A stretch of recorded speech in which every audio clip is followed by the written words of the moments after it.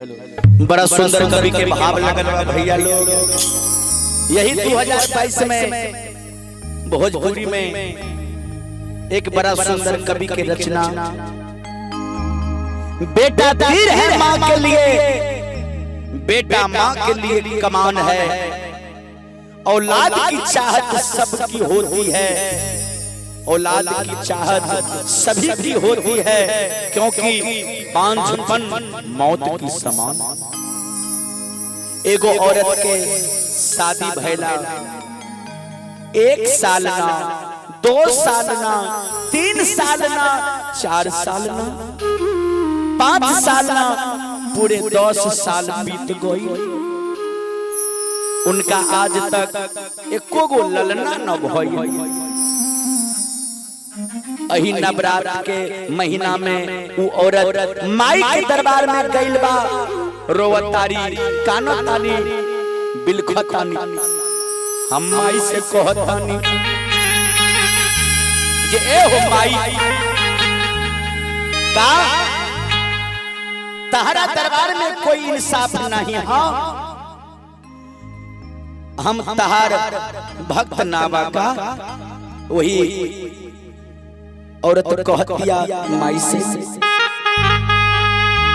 ए अमरनाथ भैया, विकास, ए हरिना, तनी ध्यान से सुनियो बलराम भैया, ए हो बउआ राजकुमार काका, सुनियो ध्यान से।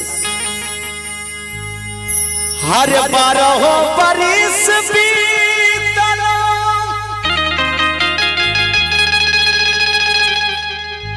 भइल न ललना। 12 बरस बीत गइल औरतिया के, एको गो संतान न भइल। माई से कहतिया औरतिया, हर 12 बरिस बीतल,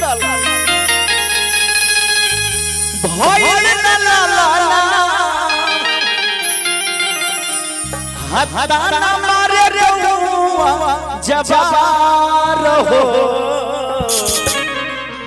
कही के बझनिया हमके पुकारे, कही के बझनिया हमके पुकारे।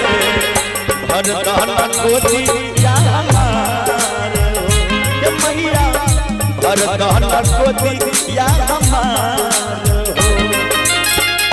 12 बरिस बीतल, भइल न ललना।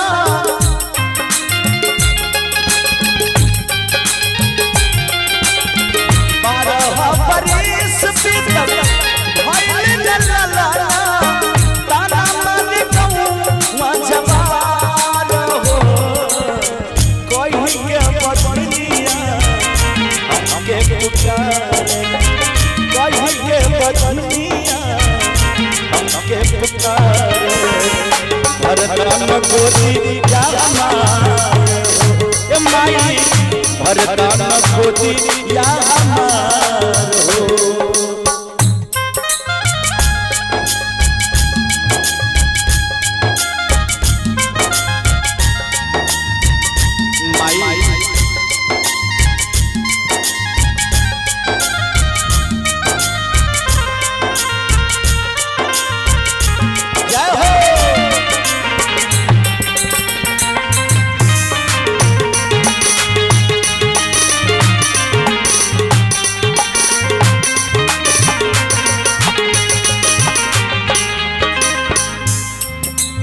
वही औरतिया कहतिया,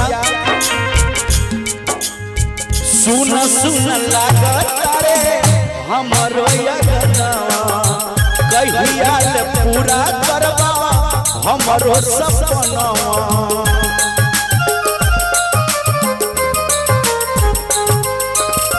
सुन सुन लागत रे हमरो यगनवा, कहिया ले पूरा करबा हमरो सपना। कबनो मैया कर ए मोर मैया, कबनो मैया ए मोर मैया, हाथ जोड़ कर ले गोहार हो।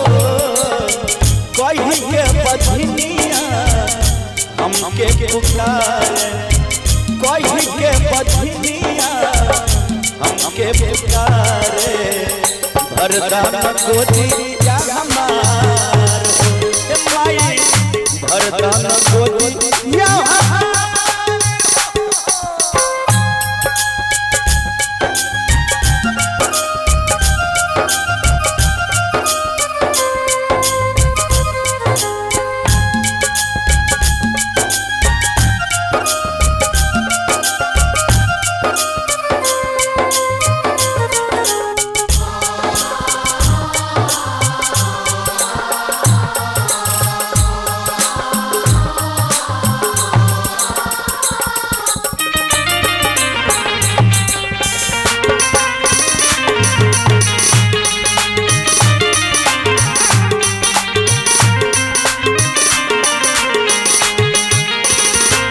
बाजी कहतिया माई से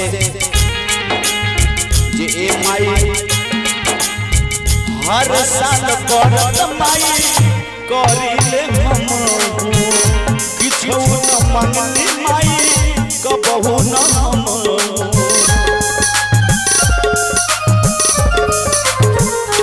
हर साल बरत माई करिले हम किछु न मंगली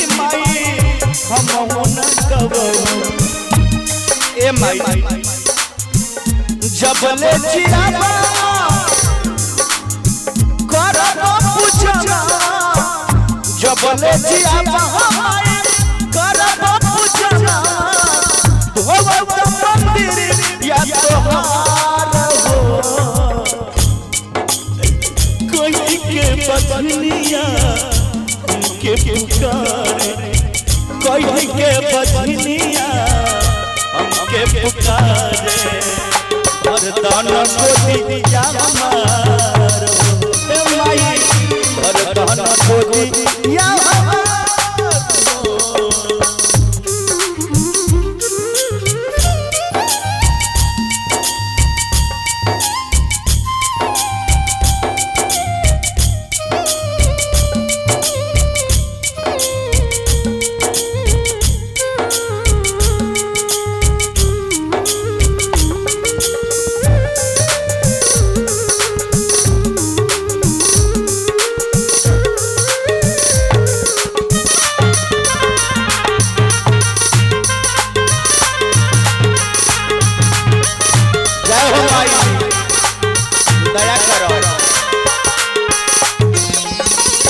सासु ननदी रोजे मारतारी ताना देख के नजर हमसे ढेरे जमाना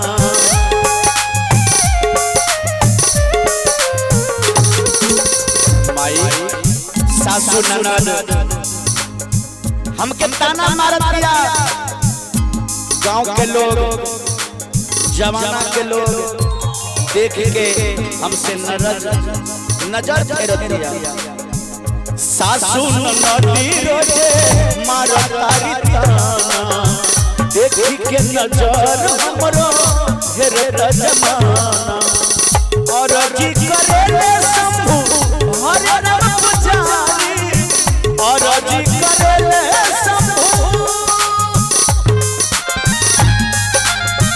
और जी करे हरे अमरनाथ पुजारी